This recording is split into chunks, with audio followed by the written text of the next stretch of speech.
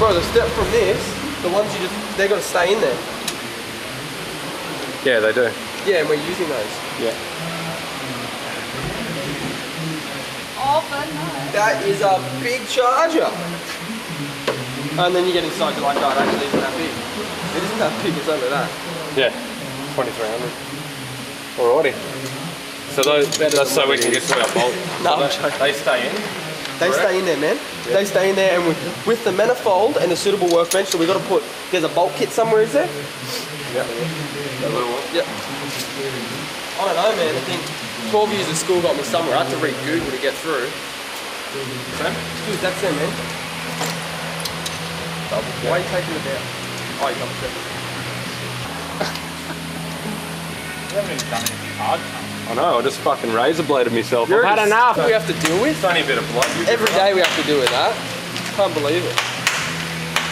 Just another one to add to the finger. Get that bloody finger away. The thread locker. Oh, you need a bit of thread locker there. 1255 8759. Oh, you may as well pull them all out. Let me go get my mate. Yeah.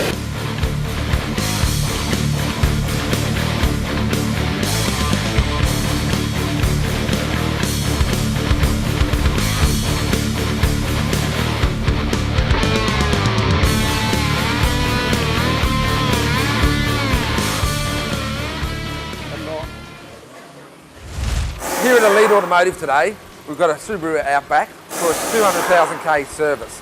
It's all about preventative maintenance. Today we're going to replace the timing belt on this car. Now the timing belt's a major item because it runs horizontally on this car. You've got two cylinder heads running off a crankshaft in the middle, so it's like the old V-dub, but these have got a timing belt which needs to be replaced. Also spark plugs, oil and oil filter, air filter. There's quite a major job to do this car today.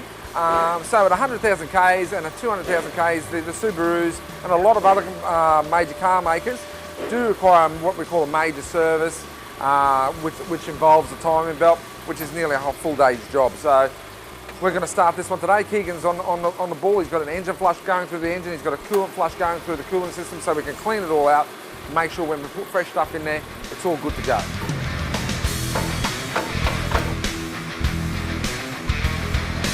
Up and down movement. All right, here we go, carrying part of our inspection out on our 200,000 service on this Subaru Outback. Today we're going to be checking the tyres, stuff like this, sidewall damage. It's when people run into the curb. So it's very, very important that you make sure there's no damage to any tyres. We'll be checking the brakes. I may have to remove the wheel to be able to do that correctly. Sometimes you can get in there and see other cars are pretty close to the inside of the wheels, so you have to remove it to inspect it correctly. Stuff we'll also be checking, I'll just show you our side-to-side play. That's how we determine if there's some steering problem or steering joint problem. Normally that's at fault. When you have side-to-side play, that something tells you that it's normally in the steering area. Could be a tie rod, rack end possibly.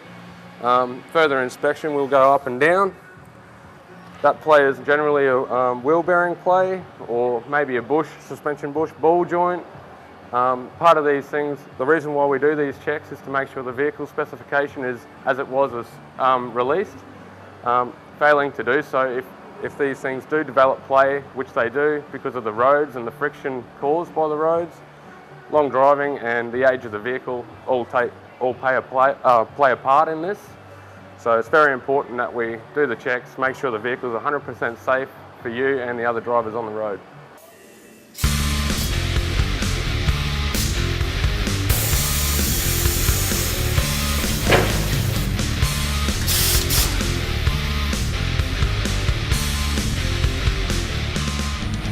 Okay, we're just wrapping up the Subaru Outback today. We've done basically the whole service. Timing belt's still going in, it's not quite finished yet, but we've done all the preventative maintenance stuff, we'll spit that out. Timing belt, oil filters, spark plugs, all the service parts have been done. The vehicle we know needs rear brakes, the customer's going to get back to us about those. Any other points that we listed to the customer, we've phoned him about and said, hey, this is what it needs, and this is what we normally do with our services. List what it needs, and then ring up the customer, tell them what it's going to cost, and tell them an urgency factor as well, because there's no use steel belts hanging out of the tyre or brakes completely failing and giving back to the customer. We've got duty of care too. We've got to look after our customers and make sure that they understand fully where they stand.